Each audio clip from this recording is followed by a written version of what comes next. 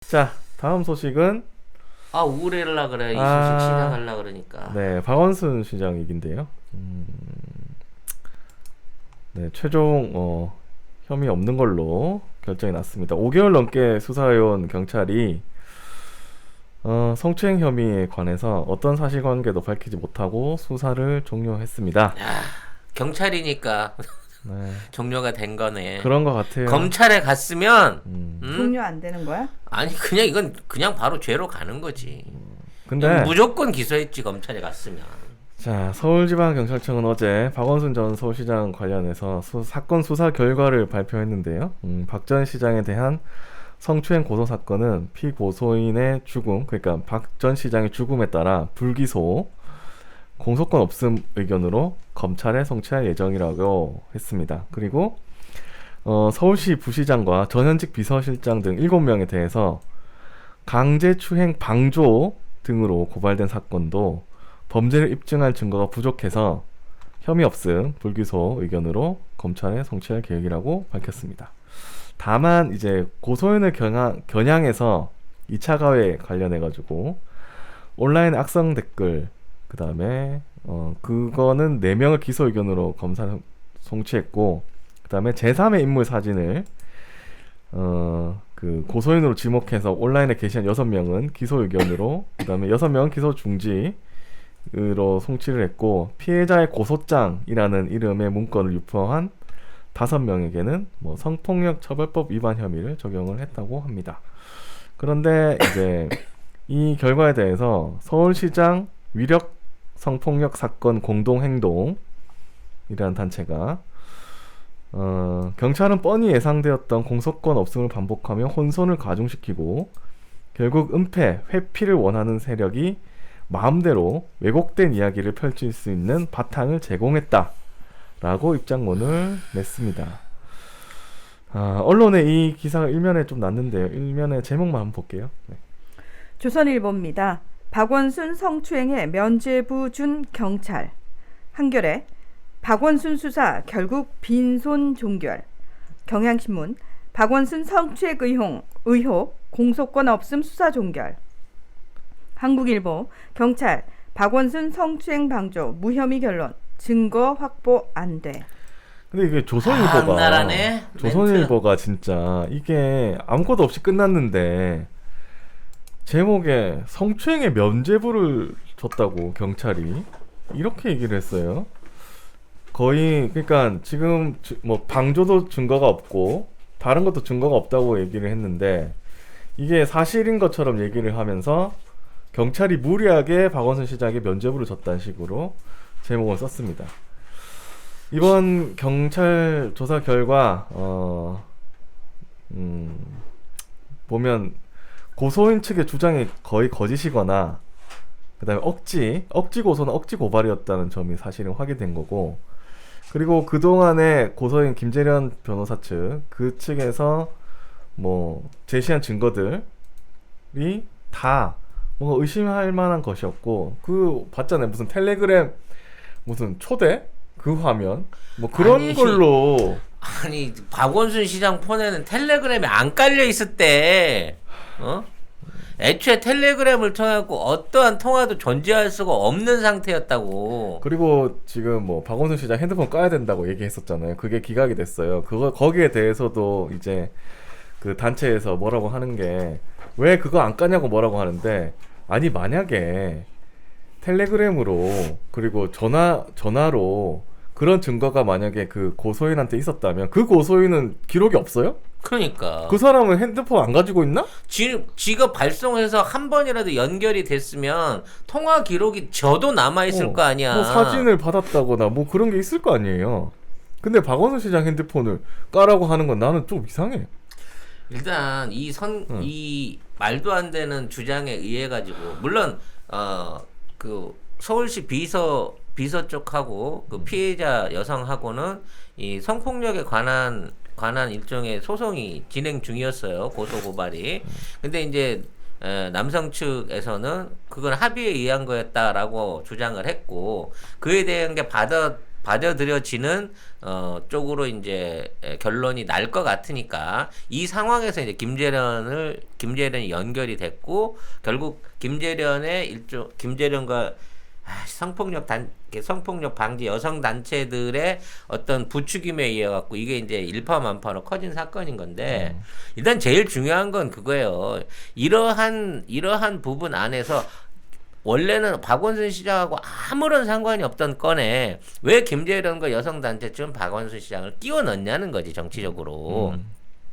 이걸 정치적으로 활용하려고 하는 의도가 굉장히 컸었고 기존에 박원순 시장이 쌓아왔던 사실 박원순 시장이 제일 열심히 했던 사업 중에 하나가 그 여성 성폭력에 관련된 근절에 대한 제도들을 만들었고 지금은 뭐 여성의 전화를 비롯해 지금 여성 성폭력 지원 단체들을 사실은 다 박원순의 동료들과 박원순이 직접 기획해서 만든 단체들이란 말이에요. 그렇죠. 그 사람들이 박원순한테 칼을 꽂은 거야 등에다가. 박원순 시장이 이제 시민단체 출신이기 때문에 또 시민단체하고도 다 연결이 돼 있습니다. 그리고 서울시에 젠더 특보라는 것도 박원순 시장이 만든 거예요.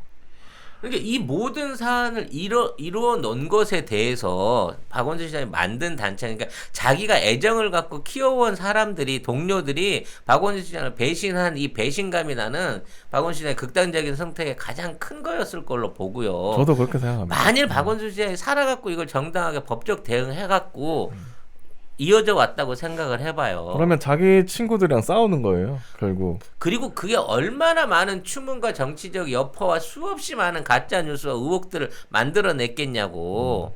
이 자체가 또 엄청나게 많은 스캔들. 결국 끝나고 나서는 아무것도 아닌 걸로 끝나겠지만 엄청난 정치 스캔들이 됐을 거고 결국 상처 남는 거는 박원순 시장하고 가족들과 그 비서들 관련자들이 전부 다 피해를 입을 수밖에 없는 상황이었을 거예요. 그것뿐만이 아니라 박원순 시장 제가 생각할 때는 자기가 동료로 생각했던 그 시민단체들 하고도 같이 싸워야 되는 얘기잖아요. 제일 나쁜 경우인 거지. 그거는 진짜 그러니까 자기가 박원순 시장이 시민단체 출신이기 때문에 그 사람들을 이제 성추행 이걸로 싸운다는 것 자체가 상상이나 할 수 있었을까라는 생각이 좀 들더라고요, 저는.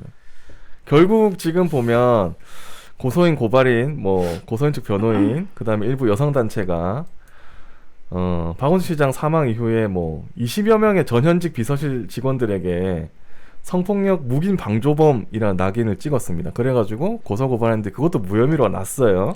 그리고 이거를 4년 동안 이루어졌다라는 식으로 주장을 해가지고 이 사람들 다 엮은 거야. 네. 요 시기가 그러니까 4년 동안 박원순 시장의 측근으로 있었던 사람들을 싹 엮은 거거든. 근데 하나도 드러나진 않았단 말이야. 그러니까 결국 증거가 없었다는 거예요. 그래서 보세요. 전현직 비서실 직원들이 피고발인 그리고 참고인으로 경찰 수사를 받았고요. 국가인권위원회 조사를 받고 같이 박원순 시장 가족들과 같이 고통을 받는 꼴이 됐어요. 근데 지금 아무것도 증거가 없다는 거예요. 증거가 없었다는 겁니다. 그리고 가장 큰 문제가 됐던 게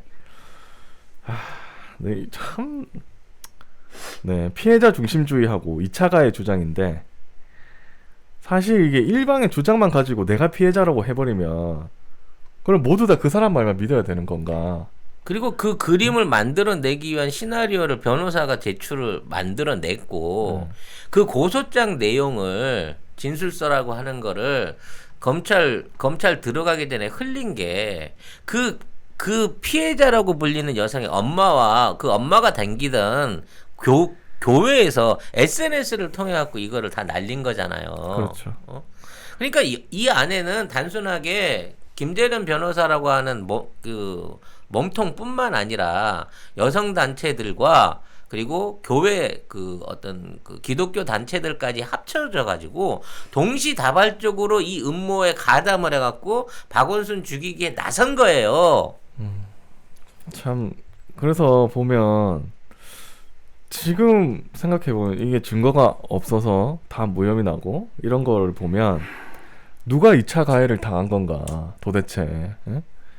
박원순 주변에 있는 사람이 다 가해 당했어요. 그럴 리가 없다라거나 아니면 전현직 비서관들이 이런 게 아니다. 뭐 예를 들어서 뭐 어디를 그쪽에서 막 그 언론 플레이 했잖아요. 어디를 보내달라고 했다. 여기서 떠나게 해달라고 했다. 이런 아니 4년 동안 8번을 전보 신청을 했는데 다 묵살했다잖아. 그런 거 할 때마다 전현직 비서관들이 아니다. 그런 적이 없는데. 그런 거 아니고 이건 이렇게 돼서 뭐 이렇게 얘기를 하면 2차 가해 하지 말라고.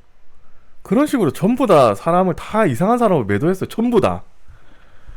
그 와중에 저는 진짜 이러한 허위 사실을 중심으로 해갖고 이러한 소송을 일으킨 자들에 대한 확실한 어떤 그러니까 무고에 대한 확실한 일종의 이걸 뭐라 그래야 되나? 무고에 대한 처벌이 뒤따라야 되는데 일단 당사자가 사망을 해서 없는 상황인 거고 그렇죠. 이게 만일에 가족들에 의해서 어떤 무고나 명예훼손에 대한 부분이 진행된다고 하더라도 못해요 이거. 벌금형 이상이 나올 가능성도 희박하다는 거야. 그리고 만약에 이런 걸로 하잖아요. 그럼 또 2차 가해라고 할 겁니다. 보세요. 그 와중에 정의당에서 이번 경찰 조사가 2차 가해라는 성명을 냈습니다. 그러면 도대체 증거도 확실한 증거도 없고 자기네들이 밝힌 뭐 기자회견 몇 번이나 했습니까? 거기서 증거를 뭘 내놨어? 자기 주장밖에 없잖아요. 그러면 증거도 없는데 경찰이 뭘 어떻게 해야 된다는 소리예요. 그 사람 말만 듣고 그러면 박원순 시장이 그러면 성추행했네라고 그냥 딱 판결해버리면 끝입니까 그러면? 검찰 같으면 했겠지. 검찰에 직접 들어갔으면 가능했을 거야. 그래서 검찰에 들어간다고 했었거든. 그리고 피해를 주장하는 쪽에서는 억울할지 모르겠지만 피의자가 박원순 시장이 고발당했으니까 피의자가 사망을 하면 원래 해당 사건을 공소권 없음으로 처리해요. 옛날에 저희 어릴 때 그러니까 네. 이만한 사건은 사실상 사망으로 끝났어야 되는데 원래 끝나는 거예요. 관련된 26명이 넘는 비서관에 대한 조사가 지난 6개월 가까이 이루어졌다는 것 자체도 이게 형평이 없는 수사인 거야. 그 사람들이 다 방조죄로 6개월 수사라니. 묵인하고 방조했다는 거잖아요. 심지어 자기는 그 시기에 근무하지도 않았는데 4년 동안을 몰아쳐가지고 서울시 있는 주요 공무원들이나 시장 비서들 측근들을 전부 다 말하자면 거의 행정공백에 몰아넣은 거 아니야. 피의자가 사망을 하면 원래 해당 사건을 공소권 없음으로 처리하는 사무규칙에 따라서 공소권 없음으로 처리한 거예요. 그걸 가지고 예상된 결과라고 시민단체에서 얘기를 하는 거는 저는 이거 억지라고 생각하고 저는 너무 화가 나는 건 이거를 가지고 정치권에서 어떻게 해왔냐. 오고돈 박원순 시장 사건이 권력형 성추행이라고 생각하느냐 이렇게 물어요. 그거를 장관 임명될 때 저 청문회에서 마치 이거를 사상검증처럼 물어봅니다. 더군다나 민주당 내부에서도 그런 식으로 발언을 하는 정신 나간 수박들이 있고요. 정말 찢어주게 할 수박들인 거고요. 전해철 의원이 그렇게 이름 얘기해도 돼? 아니 이거는 저기 미친 철이가 이걸 권력형 성추행으로 인정을 하는 바람에 아니 그러니까 이게 무슨 판결이라도 나오고 나서 이게 뭐라도 되고 나서 얘기를 이 정도 되면 얘가 최고의 수박 아니야? 요즘 같으면? 아니 장관 임명한 그 청문회에서 세상에 이런 얘기를 물어보는 것도 웃긴데 이런 거를 대답을 해? 애초에 진술서 그러니까 검찰에 들어가기 전 진술서가 유포됐을 때는 이걸 유포시킨 사람이 피해자 작성자의 엄마였어요. 그리고 그게 교회 SNS를 통해서 이게 퍼져나갔거든. 근데 이걸 갖고 얘네들이 뭐라 그랬어요. 이와 관련된 감찰 자료가 청와대에 보고돼 갖고 청와대에서 이걸 유출시켰다 그래 갖고 이걸 대통령까지 엮으려고 들었어 그 당시에. 예? 애초에 이러한 내용을 미리 이 사정기관이나 어떤 수사기관에서 알아가지고 청와대가 입막음을 시키기 위해서 박원순 시장한테 흘려줬다라는 방식으로 해갖고 이걸 또 권력형 비리 또는 권력형 어떤 뭐 사건 축소 행위까지 엮어갖고 이걸 그렇게 키우려고 했던 놈들이 걔들이란 말이야. 근데 결국 밝혀진 건 걔네 엄마가 뿌린 거잖아. 그럼 걔네 엄마는 처벌을 받아야 돼 말아야 돼. 사실상 이 사건을 주도하고 이걸 이렇게 만든 제일 생각 없는 사람이 피해자 엄마란 말이에요 지금. 그 교회 목사하고. 그리고 저는 정의당 저는 정의당 비판 안 하고 싶어요. 그나마 이제 진보 쪽에서도 예전에 좀 잘했지 않았습니까? 근데 지금은 잘 모르겠어요. 언제 잘했어? 걔들이. 노회찬 의원 계실 때는 노회찬 의원 혼자만 잘했지 당으로 누가 언제 잘했어? 계실 때는 좀 잘했다고 보는데 이거 정의당에 내가 돌려주고 싶은 게 이런 표현 내가 돌려주고 싶진 않은데 진짜 이렇게 나오니까 저도 이게 할 말을 제가 참 이거 업을 짓는 것 같은데 극단적인 비유지만 그럼 노회찬 전 의원이 권력형 사기범이라고 생각하느냐 물어볼까요? 네? 노회찬 사기범이에요, 의원이 실제적으로 그 당시 돈을 받은 정치자금법 위법자라고 스스로 생각하는지 정의당한테 물어봐야 되는 거야? 이제 물어볼까 진짜? 너 어떻게 생각하는지 대답 좀 해볼래 진짜? 그때 노회찬 의원이 그 극단적인 선택을 안 했으면 그 돈을 제공했다고 하는 놈이 그걸 번복하지도 않았을 거예요. 결과적으로 노회찬 의원은 정의당을 위해서 또는 진보 야권에 의한 도덕성을 지키기 위해서 이걸 그 극단적인 선택을 하신 거고, 박원순 시장도 본인 개인을 위한 게 아니라 본인 때문에 고통받을 수 있는 가족들과 주변 사람들과 이게 미칠 정치적 여파를 생각해갖고 이런 극단적인 방법을 쓸 수밖에 없었다는 거지. 그리고 이런 결과를 만들어내기 위해서 검찰은 늘 사건을 조작하고 끊임없이 사람들을 괴롭히고 있는 거예요. 지금 조국 장관 가족들 괴롭히는 것도 궁극적인 목적은 뭐예요? 죽어라 아니야? 따져놓고 보면. 그리고 민주당에도 그럼 노무현 대통령도 권력형 범죄자입니까? 아니 무슨 소리를 하고 있냐 전부 다. 도대체가 생각들을 하고 있는 건지 저는 사실 이번 사건 보면서 우리 깨시민들이 더 현명해질 수밖에 없고 더 지혜로워질 수밖에 없다라고 생각하는 게 꼭 그 성별 문제 나오고 여권 문제 나오고 여성 성차별 또는 성폭행 문제 나오면은 일단은 약간 움찔하면서 고개를 까딱하게 돼요. 근데 저는 그거 자체가 우리 안에 이미 그 부분과 관련해 가지고 어떤 트라우마 비슷하게 내재되어 있는 것 같아요. 그래서 저는 더 이상 그 부분과 관련해서 우리 스스로 움츠러들 필요가 없다. 예를 들어서 내가 지지하던 정치인과 관련해 가지고 성비위 이런 의혹이 제기가 됐다 그러면 일단은 움츠러들거든요. 근데 움츠러들지 말자는 거예요. 이제 더 이상 움츠러들지 말고 그래? 그러면은 진짜인지 아닌지부터 따져보자. 그러니까 무조건 그 부분이 딱 부각되면은 저쪽에서는 그 부분을 던지는 이유가 딱 그거거든요. 아무리 깨시민이어도 그 문제 딱 던지면 애들이 움츠러들더라. 그걸 알기 때문에 그 부분을 던진 거거든요. 그러니까 지네가 거기랑 연관돼 있는 데는 아무런 행동도 아무런 답변도 아무런 말도 안 하잖아. 아니 판사가 성추행한 거 무죄 났지. 아마 조만간 김학의도 내가 보기에는 상고심은 무죄 날 것 같아. 뭐 김학의 아니라며. 에이, 진짜. 가르마가 바뀌었잖아. 가르마가 다르잖아. 에휴, 진짜. 지금 성범죄 성추행 아니 저쪽 국민의 짐은 아주 걔네들의 기본적인 패턴이야. 그러니까. 의원들끼리도 서로 이렇게 더듬어가면서 성추행을 즐기는 놈들이야. 더러워.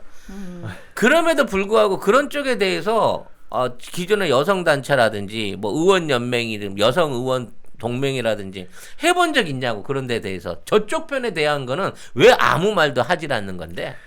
남성 패션의 꽃은 넥타이입니다. 19세기 영국의 대표적인 댄디보이였던 오스카 와일드는 잘 맨 넥타이는 삶에서 성실함의 첫 걸음이다 라고까지 했습니다. 하지만 목을 조이는 넥타이는 답답해서 당장이라도 풀고만 싶은 물건이죠. 하지만 전혀 새로운 개념의 넥타이를 소개하겠습니다.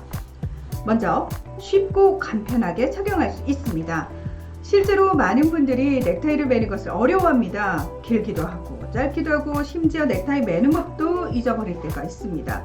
하지만 클립이 부착된 와이셔츠와 브릿지에 매어진 넥타이만 준비되면 아주 쉽게 착용할 수 있습니다. 타이 브릿지는 쉽고 간편하며 단정하고 품위 있게 착용할 수 있습니다. 두 번째, 편안합니다. 일반적으로 넥타이를 매면 답답함을 느끼게 되는데요. 과학적인 근거가 있습니다. 넥타이를 매면 두뇌로 가는 혈액량이 7.5% 감소된다고 하는데요. 따라서 산소 호흡량이 감소되고 특히 두뇌 회전 능력은 15%나 떨어집니다. 따라서 고도의 집중력과 사고력을 요구하는 업무를 수행하면서 두뇌 회전 능력을 15% 떨어뜨리는 넥타이를 매는 것은 넌센스라고 할 수 있습니다. 하지만 타이브릿지는 목을 조이지 않습니다. 이 집중력과 사고력을 떨어뜨리지 않으면서도 답답하지 않고 하루 종일 착용해도 갑갑하지 않습니다. 세 번째, 덥지 않고 시원합니다. 이 넥타이를 매면 체감 온도가 2도 상승한다고 하는데요. 그래서 에너지 절감을 위해서 여름철에는 넥타이를 매지 말자는 캠페인을 하는 거죠. 환경부는 만일 모든 사무실에서 실내 냉방 온도를 2도 올리면 전력 사용량을 17% 줄일 수 있고 약 3천억 원의 비용을 절감할 수 있다고 설명하고 있습니다.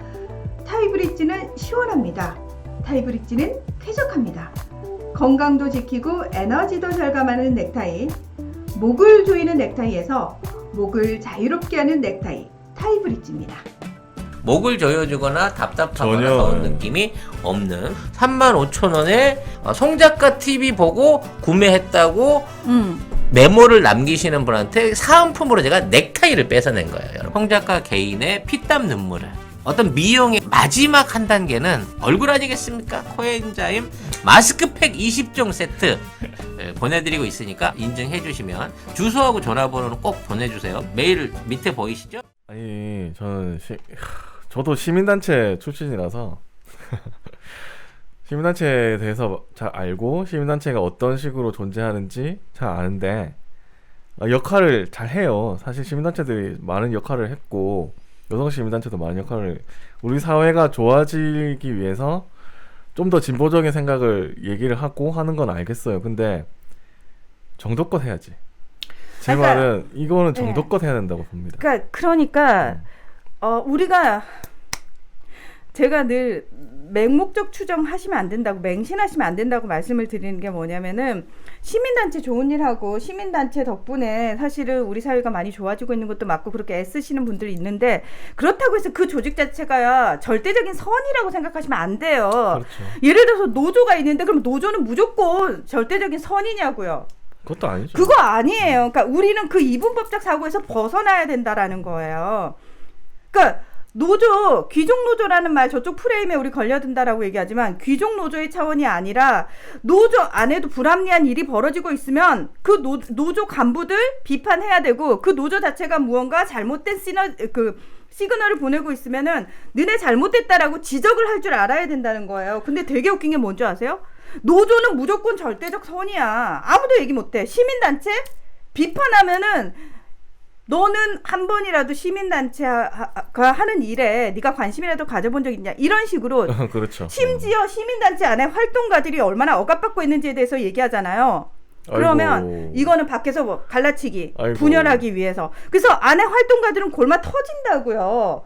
그러니까 그런 이분법적 사고를 벌여야 된다니까요. 절대적인 선의 조직은 존재하지 않아요. 우리는 그 생각을 가지고 세상을 바라봐야 된다고요. 근데 우리 보면 지금 이번 상황을 보면 여성 단체에 대한 반감만 더 맞아. 네. 그 단체가 어떻게 해서 만들어진 단체인데 그죠. 아무도 그런데 관심 없이 소외되고 어떤 정치인도 손대기 싫어하는 부분의 거를 시민단체 출신 서울시장 박원순이 스스로 만들고 지원해가지고 지금에 있는 여성 성폭력 단체를 만든 거예요. 근데 이거를 한꺼번에 통합해갖고 김재란한테 다 갖다 맡기고 나니 이게 결과적으로 오히려 어떤 뭐 미투를 뭐 폄하할 생각은 없습니다만 뭐 이런 방식의 성추행 건으로 해갖고 사람들을 올가매는 무소불위의 일종의 기소권을 가진 것처럼 돼버리는 거예요. 그렇죠. 거의 거기가 무슨 뭐 진짜 당했다는 말 한마디만 가지고 모든 다 증거와 엮어버리니까. 의혹 없이 아니 의혹에 대한 확실한 증거 없이 그냥 바로 일종의 처벌이나 조사가 들어갈 수 있는 법도 이것도 상대적인 차별 아니에요? 차별이죠. 이거는 차별을 노리고 의도적으로 한 거 아닌가라는 생각이 들 정도인데 왜냐하면 김재련 변호사 측이 그동안 여러 번의 그 기자회견에서 내보였던 그런 증거들이라고 했던 것들이 다 이상한 것들이었거든요. 이게 그러니까 무슨 하면 할수록 기자회견을 하면 할수록 뭐가 꼬이니까 나중에 스스로 자기가 안 하겠다고 하고 증거 더 이상 안 내놓겠다고 했잖아. 그래서 그러면 다른 뭐 밝힐 수 없는 뭐 프라이버시가 있는 그런 증거가 있겠구나라고 생각을 해서 너무 당당하게 그렇게 얘기를 해서 그래서 이게 진짠가라고 생각했었는데 이게 경찰 조사에서 아예 증거가 인정이 안 됐으니까 없다고 하는 거잖아요. 참 아무튼 황망하네, 황망해. 너무 뭐 네. 당연한 결과가 나왔는데도 불구하고 돌아가신 분만 억울하고 그렇죠. 이렇게 결국 그렇게 된 이렇게 허탈하게 끝나는 데 대해서 오히려 반성의 태도를 안 보이는 이런 언론의 태도, 기득권의 태도 난 너무 싫어요. 그렇죠. 잠재적인 그 민주 진영에 정말 뛰어난 쓰임목이 될 수 있는 나중에 이분이 뭐가 될지는 모르지만 아직 젊고 창창하게 국가를 위해서 시민을 위해서 민주주의를 위해서 진보적인 사회를 위해서 일할 수 있는 사람 하나의 생명을 뺏어가 놓고 조금의 반성도 없고 조금의 미안함도 안 가지는 이런 놈들을 어떻게 같은 레벨 안에서 같은 법의 틀 안에서 도덕의 틀 안에서 응징할 수가 있겠냐고. 진짜 진짜 총 들고 나가고 싶은 심정이라니까. 이제 이렇게 해가지고 여성단체에서 뭐라고 주장하면 누가 받아주겠습니까? 난 같은 여성인데 싫어. 왜 걔들한테 여성이란 말을 붙여? 같은 여성 입장에서 되게 싫다고. 진짜. 아무튼 이쪽도 기득권하고 붙어서 일종의 세력을 형성하고 권리를 형성하고 있다는 생각 안에서 또 부패해버린 또 하나의 조직을 본 것 같고요. 이 여성단체의 권익을 위해서 여성 성폭력에 관련된 법안이라든지 이거를 가장 많은 논문을 내고 우리나라의 최고의 전문가로서 이거를 키워왔던 분이 내가 애지중지해서 키워왔던 단체가 나에게 칼을 겨눴구나라는 생각을 들었을 때의 좌절감, 절망감 같은 것들은 정말 그거는 상상할 수 없을 만큼의 아픔이었을 것으로 생각을 합니다. 네. 네. 그래서 우리는 절대 잊지 말고 지금의 이 분노를 잊지 말고 지금의 이 같은 경우가 재발하지 않도록 또 이러한 경우를 상습적으로 써먹는 저들의 술책이 먹히지 않도록 그리고 여기에 연루되어 있는 관련자들을 중벌로 처할 수 있도록 절대 박원순 시장님의 노고와 그분의 슬픔과 분노를 잊지 않고 같이 가야겠다는 생각을 하게 됩니다. 네. 여성단체는 이번 사건으로 해서 언론 플레이도 실패했고요. 증거 제출도 실패했고 다 실패했습니다. 네.